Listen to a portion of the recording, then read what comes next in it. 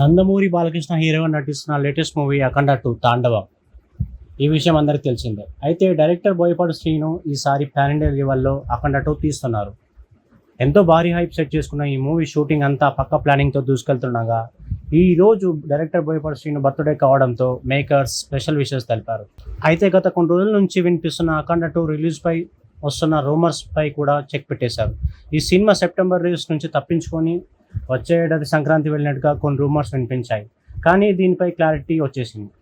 ఆ రూమర్స్లో ఎలాంటి నిజం లేదని, సెప్టెంబర్ 25నే దసరా కానుకగా థియేటర్స్లో అఖండ 2 రాబోతుందని కన్ఫర్మ్ చేస్తూ మూవీ టీమ్ ఎక్స్లో ఒక పోస్ట్ రిలీజ్ చేశారు.